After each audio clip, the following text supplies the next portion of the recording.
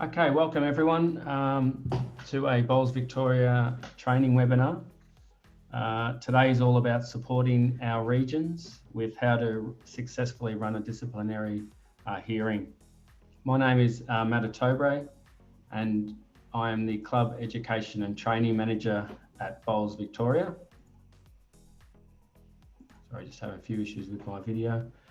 I'll be your host today. We do have some experts on our panel today that are going to guide us through this whole process. Before I bring them out and introduce them, just do a little bit of housekeeping. Zoom is becoming a regular occurrence. For me, it's quite often 4 or 5 times a day. But for a lot of you, this might be your first Zoom webinar. Now, with a webinar, it's quite different to a meeting. We don't have a video or sound in a webinar. So it's like sitting there in a theatre and watching production. You do have a question and answer button though. So if there are some questions that you'd like to ask throughout today's session, please type them in there. I'll be going through those and we'll definitely be bringing them back at the end. So sit back, enjoy. Remember, you can use that question and answer if you'd like to have some input into today's session. All right, we do have some experts. Our first expert is Pat Schram. Pat is current Bowls Victoria Board Director and also a convener of the Governance Committee. So Pat's going to come on and go through, explain the process of disciplinary hearing, also the regulations and the expectations. So Pat, you're the expert. Let's throw it over to you.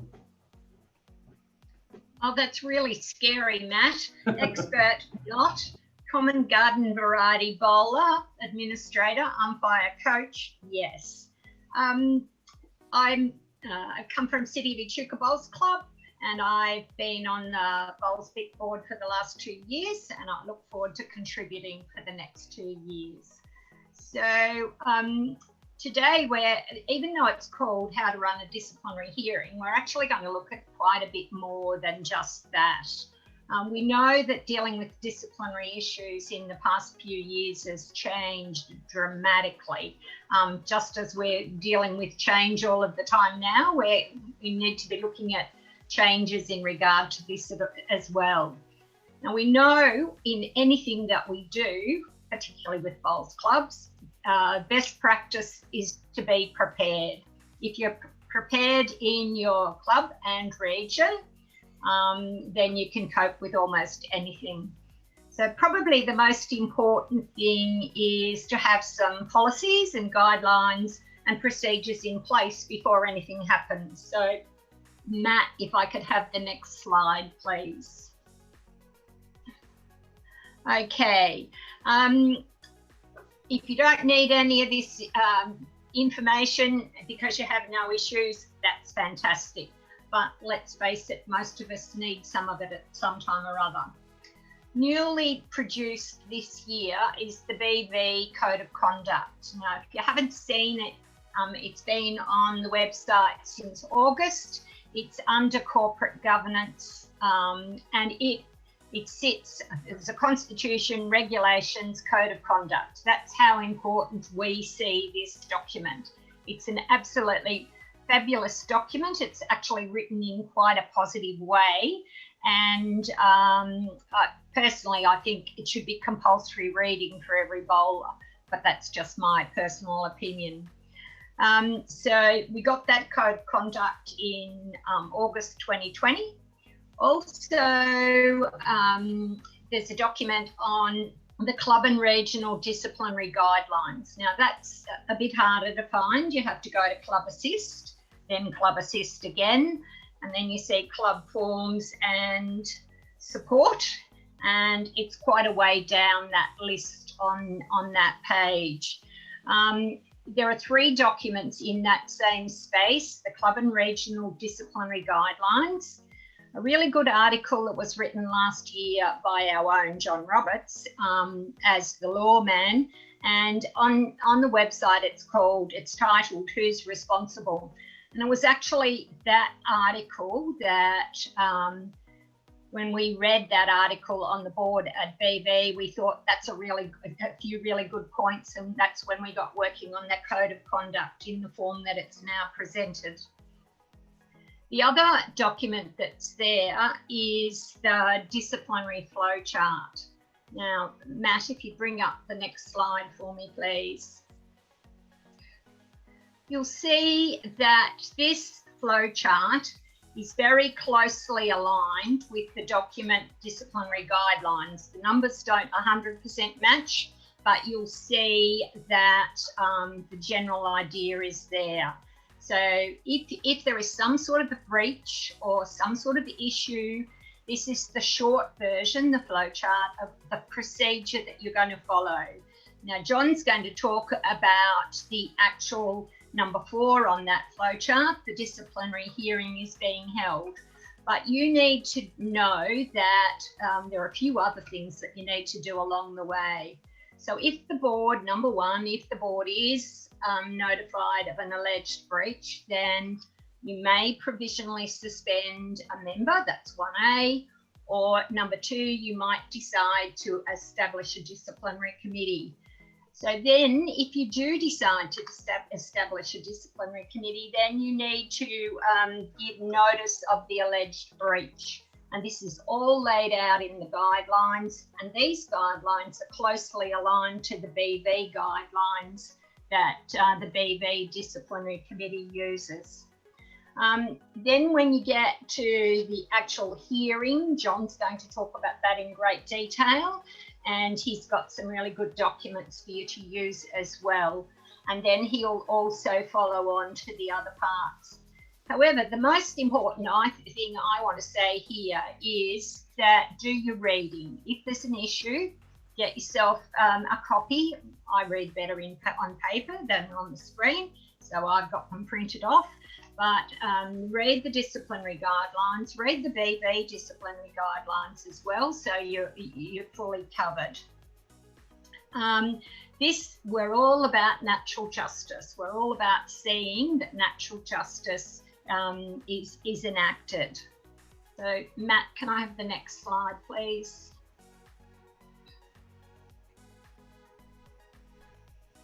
Okay, the big change that happened in January 2020 in clubs have always had disciplinary powers, but regions haven't. And the regions were included in January 2020. The BV regulations were altered, and this happened after quite a bit of discussion with different regions, divisions, clubs, people all over the place. The big difference was the insertion of the clause that's highlighted there. So with the exception of where the region is the controlling body of the event. So that is the time when regions and regions have disciplinary powers. Clubs have always had them, and BV's always had them, and this was quite a big change. That one insertion made quite a big change. Now you'll see, and you'll all know, those people that are from the metro areas, that you will now have disciplinary powers for your state events in Metro West, Eastern Ranges, Yarra, Sandbelt and Northern Gateway. And the regions that will immediately have disciplinary powers for Pennant and state events were Geelong, Ovens and Murray and the Mornington Peninsula.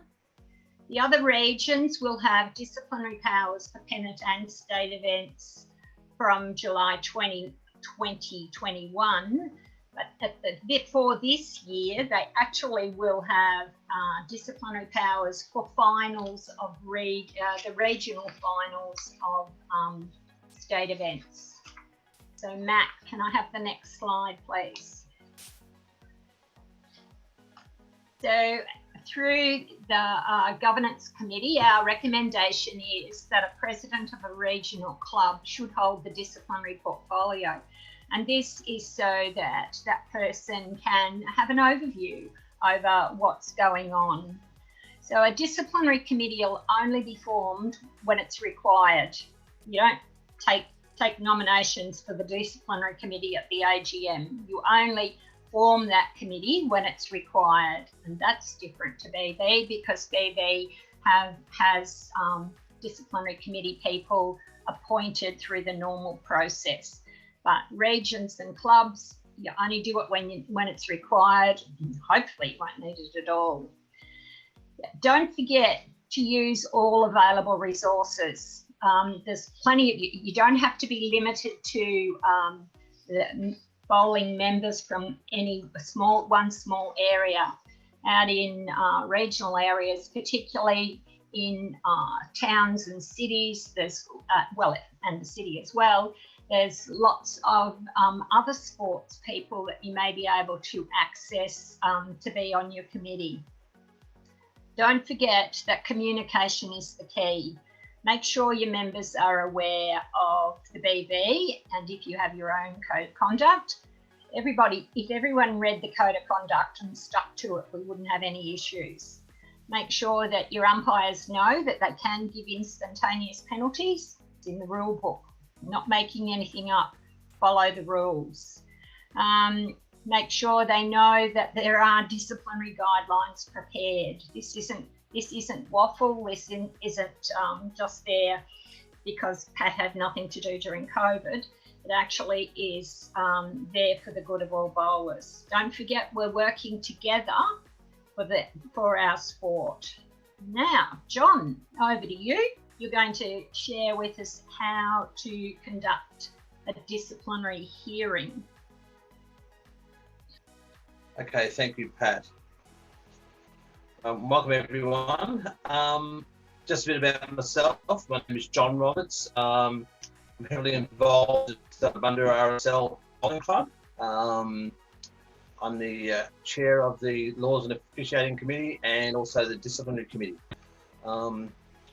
In terms of hearing tribunals and hearings, probably nearly 25, 26 years of being on a tribunal for Basketball Victoria. So I've had a lot of experience in tribunals outside bowls, and I've also been on the Bowls Disciplinary Committee for probably the last 5 years. So have lots of stories, lots of experiences.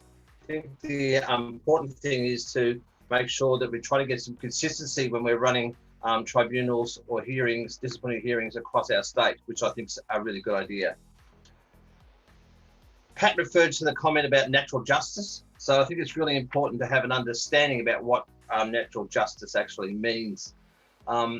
So natural justice is simply a matter of three main requirements that should be met in every situation, every hearing that's been held. The first one is adequate notice. So make sure that all the parties involved are given a good amount of time to respond. And also all the complaints that have been made or need to be shared with everyone involved. So there are no secrets. So that when the respondent is fronting up to the hearing, they know exactly what they're being charged with. They know exactly what the evidence is about. And that helps to make it a more fair hearing. So adequate notice is very important. Having a fair hearing, a fair hearing really means that there's the people on the hearing, on the committee, are impartial and fair. For example, it would not be a fair situation if a member of the hearing was the ex-mother-in-law or father-in-law or brother-in-law of someone that was that was sitting there in front of them.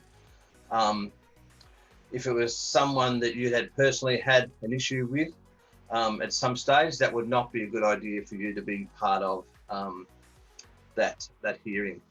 If you were a witness to something that's happening, say for example you were the president of your region and you actually were at an event and you saw something happen, that would exempt you from being a part of the hearing as the chairperson, but you could certainly appear as a witness for the hearing.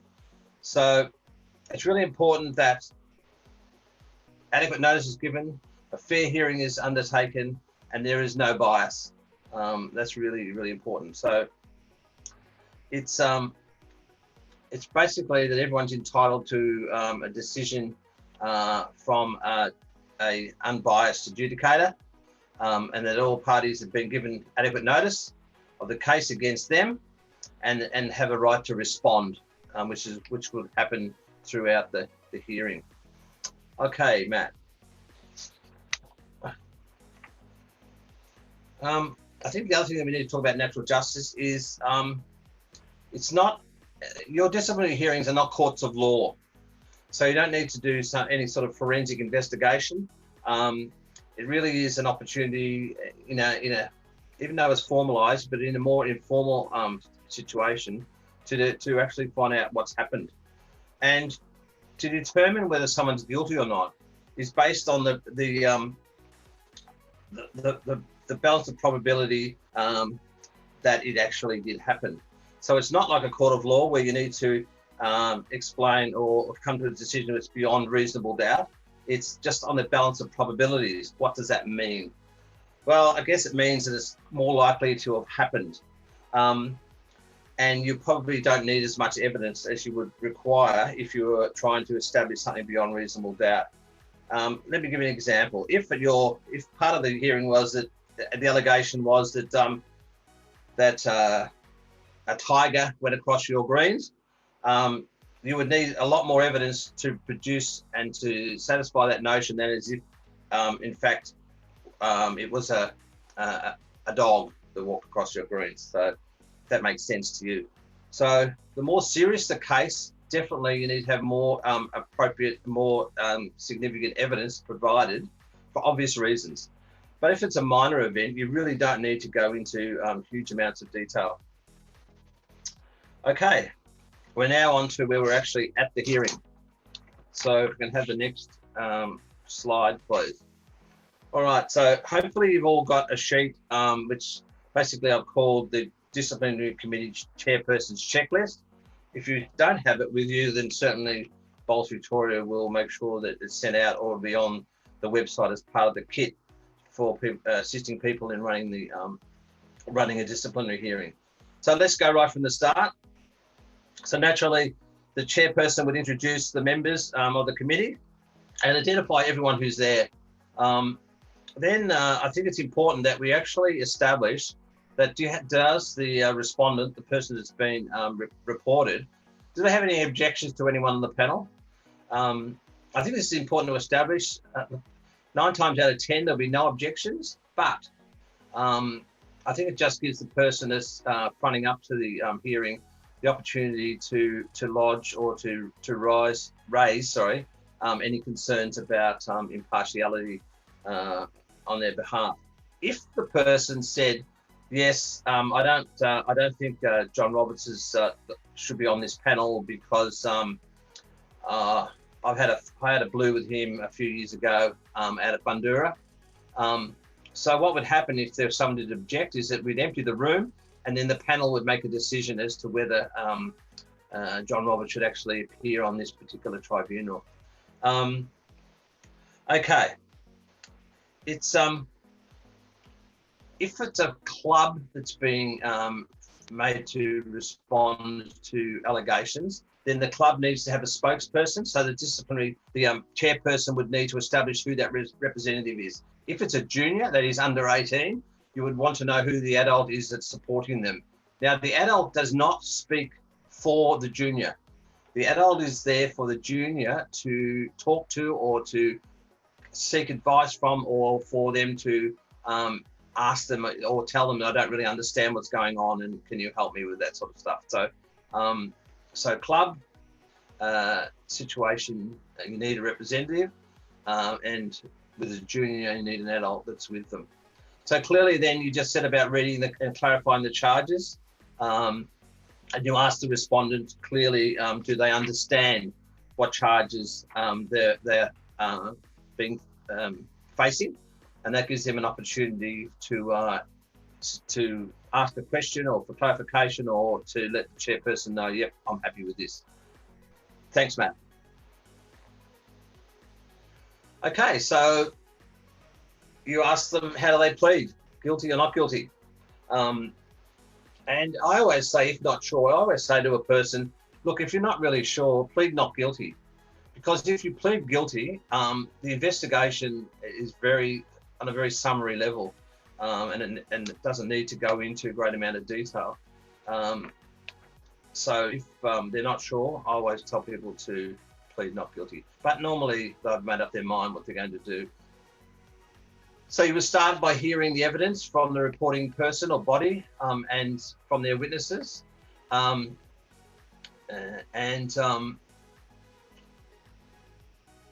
they can call their witnesses.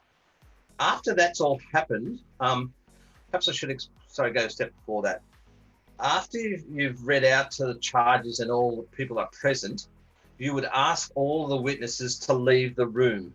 So throughout all hearings, the person that has reported the bowler or the spectator or whoever, the person who's been reported and the person who did the reporting are always in the room at all times. So the respondent hears everything that's said and knows everything that's gone on.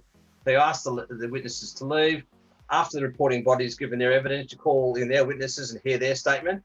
Then at that stage, you ask the respondent, the person that's been reported, would they like to ask any questions of the people concerned? They're questions and not statements. And so usually they don't want to ask any questions, but it just gives them a chance to make sure that they're clear on what's being said. So from that point, it's now up to the reported person to have their say and to call their witnesses. Sometimes at this stage, the reported person may decide they don't need to call their witnesses, or they might think, oh, if I call a witness, it might make it actually worse for me. So you ask them, do they want to call their witness? And that's up to them. So at that stage, they can, once that's all finished, the actual reporting body can ask the questions of the others as well. So we're now at the stage where we've heard evidence from both sides and we've heard from witnesses. Once again, we say one witness per person or one witness for the reporting body.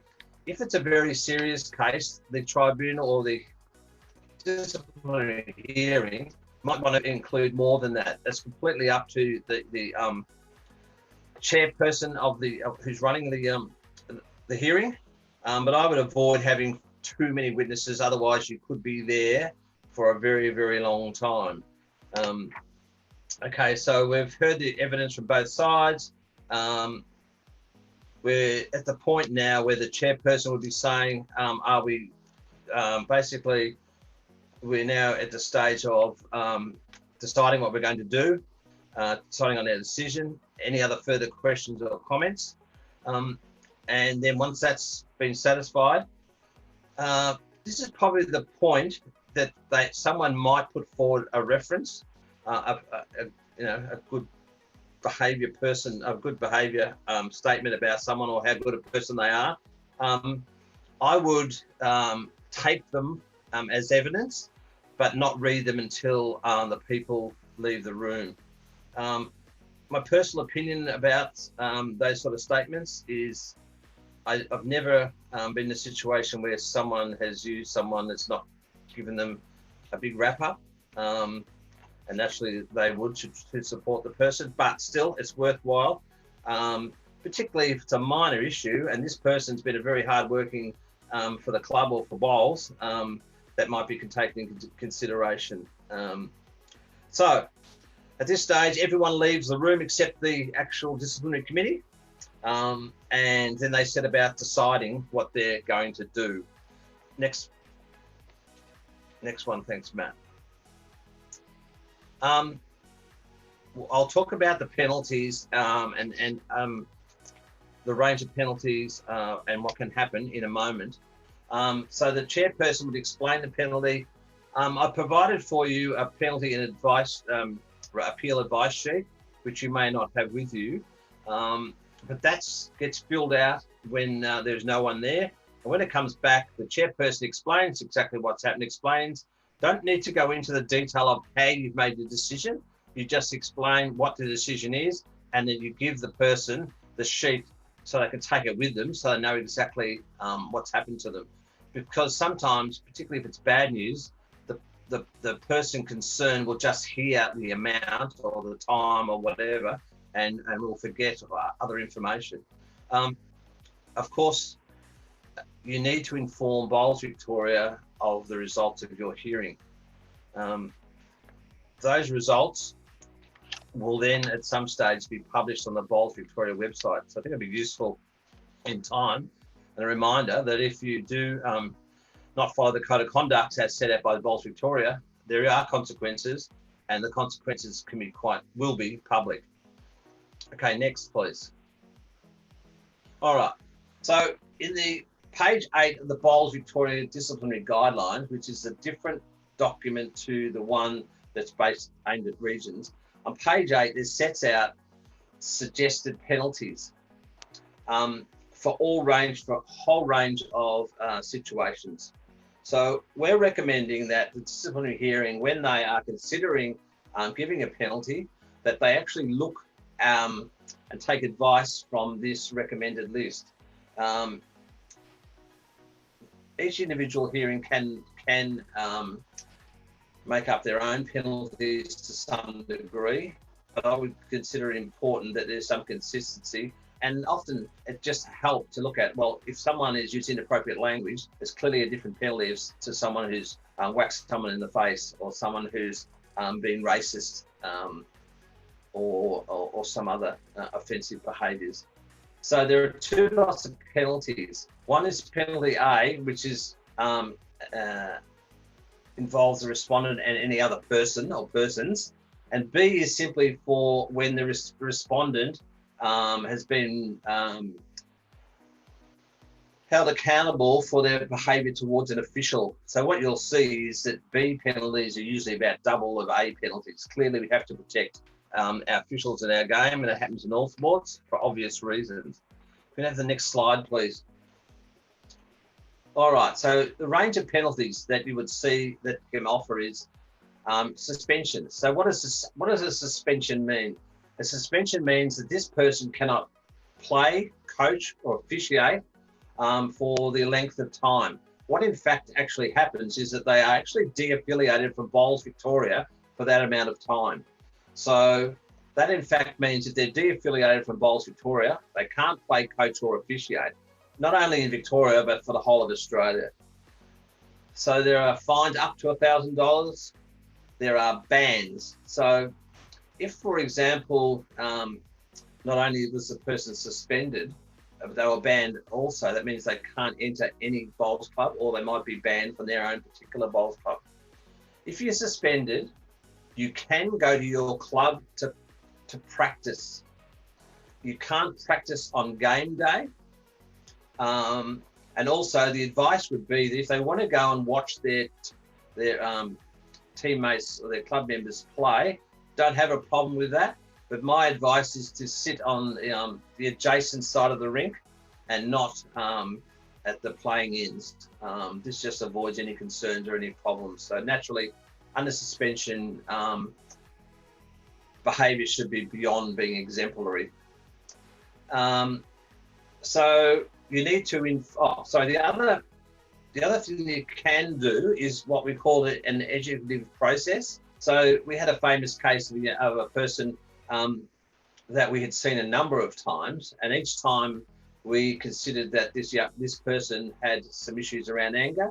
So the last time this person confronted the BV Disciplinary Committee, we said that he could not return to bowls. It gave a certain amount of time, but he could not return to bowls until he had shown evidence that he had attended an anger management course, which he did, to his credit. And so when the time was up, he was ready to go and went back into playing bowls and being part of the bowls community. What's really important, as I said before, is that all complaints, all decisions, need to be indicated to Bowls Victoria.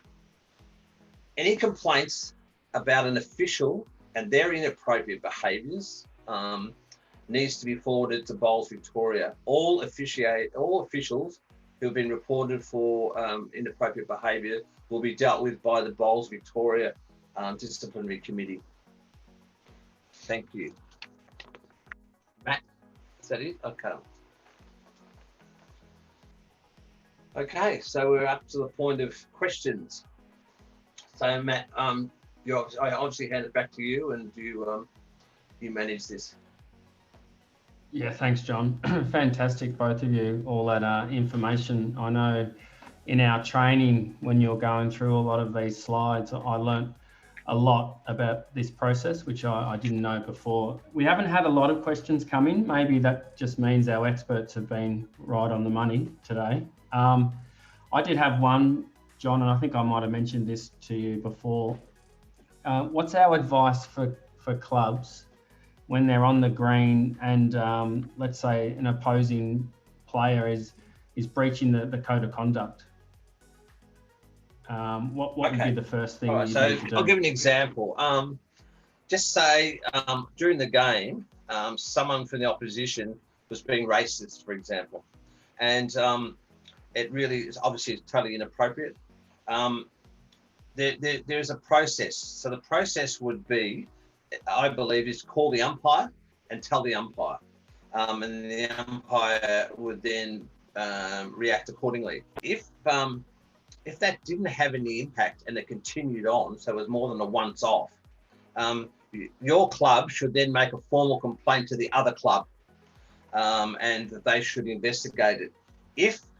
And give your club back a response. If the other club basically said, "Oh, bad luck, that's rubbish, we're not following this up," you would then report the issue to Bowls Victoria, and they would make a decision as to whether this person would need to front the tribunal regards allegations of, in this example, racism.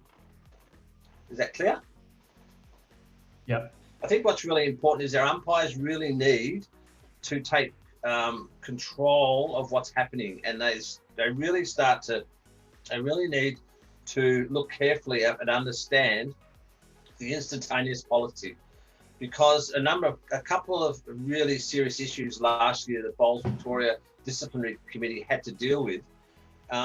Unfortunately, we believe if the umpire of the day had have stepped in and taken the role that they have assumed by taking on the umpire of the day, we believe that a significant amount of what happened would not have happened. So it is really important, and also for the umpire of the day to take on their responsibilities. I think we've got some questions down there, have we? Yeah, we have got. So Jeff Newton's got, for what type of offence would a club be the respondent? Oh, the club? Yeah. I would say if a whole group of players from a team behaved appallingly wearing their club shirt, then that club could be held responsible for their team's behaviour. So yeah, it's just sort of more on a larger scale. So if a club, what else could they do? Basically, the behaviour is about representing the club, so it's bigger than the individual. I'm trying to think of. I've not actually dealt with any club reports, but that's the kind of the nature of. Pam, Pat, could you think of anything that a club? Yeah, as you said, John, it's to do with the big things where there's more than one person involved. It's where there's breaches by multiple people in the same manner. Yeah. So the question from Kerry, I'm talking about the person who's nominated as the umpire of the day. So I'm not talking about John Roberts, who happens to be an umpire, and I'm playing pennant and I misbehave. When I'm playing pennant, I'm not acting in my role as umpire. If I was the umpire of the day and I'm playing pennant, it would have to relate to the actual incident. So if the incident was, for example, me as the umpire of the day speaking rudely or inappropriately to a spectator or person or whoever, then that's about me being an official. If it's my behaviour on the day is related to just poor sportsmanship as a player, then that's me as John Roberts, the player. So it's the person acting as the official of the day, and their behaviour is in relation to their official their official role. I hope that's clear. Yeah, John, we had another one from Kerry. If there's an objection to a panel person on the day, Yep. Would you need to put off the hearing to another day or have a replacement ready? You have a replacement ready that you could use. If you had to, and there was no one there, unfortunately, you would have to put it off.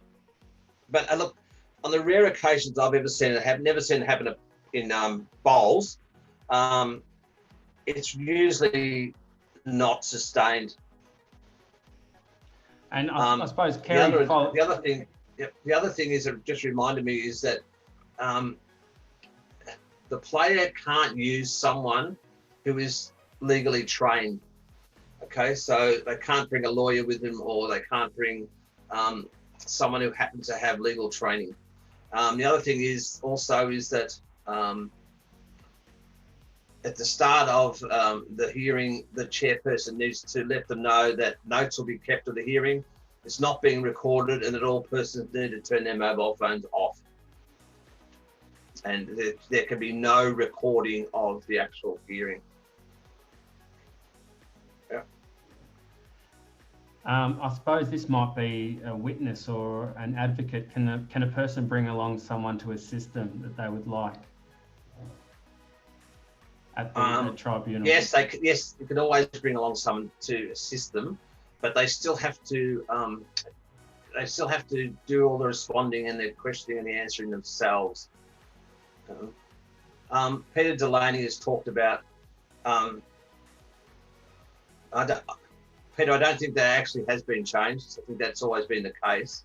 If there's an aggressive member who's been suspended by their club, well, therefore their club has banned them.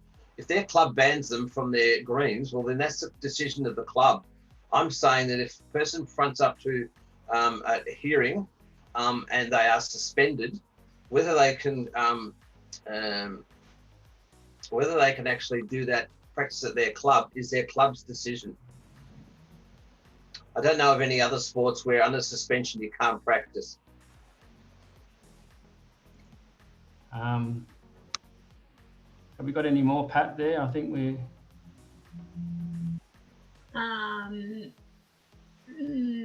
I answered one. The documents are on the BV website. The BV one's under corporate governance, and the other parts, the club and region ones, under club assist.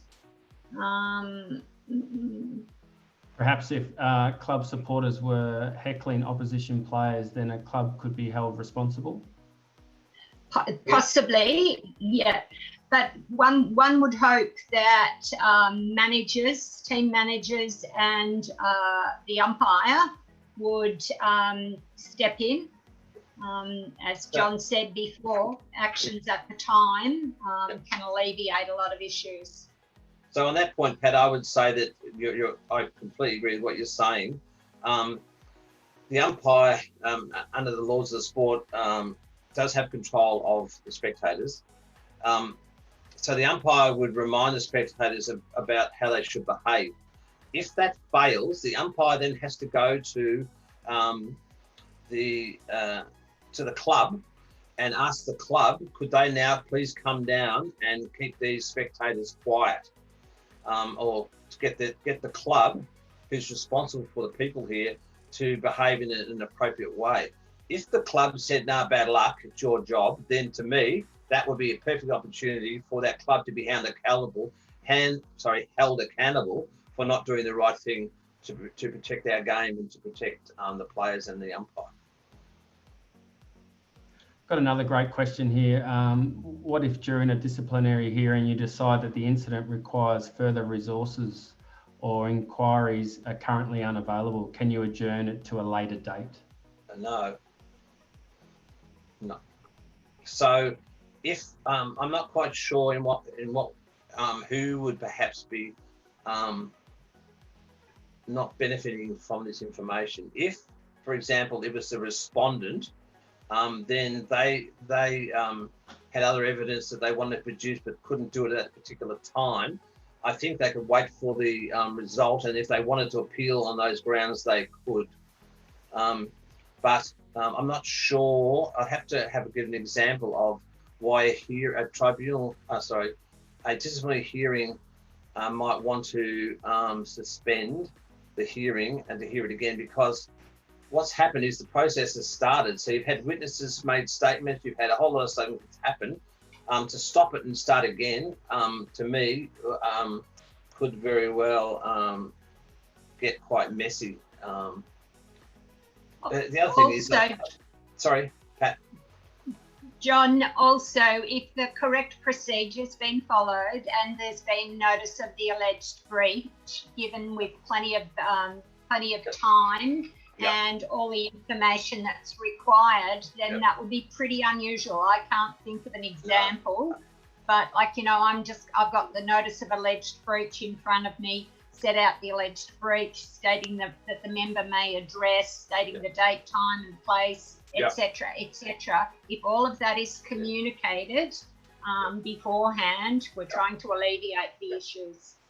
The other thing which just reminded me of, Pat, if you have a no-show, so all set up, ready to go, and player A doesn't front, so the tribunal then needs to just be convinced that all the notices were given, and then they hear the case in the player or the person's absence, and they take a plea of not guilty.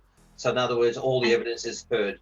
So if they don't show, just be absolutely convinced that they did know all about it and they've just chosen not to turn up, and then go from there.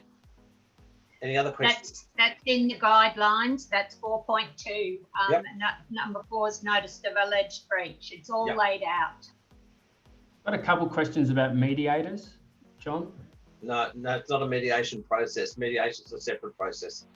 I believe that it's a good process to have, particularly if there are obviously two bodies or two people or whatever at loggerheads with one another.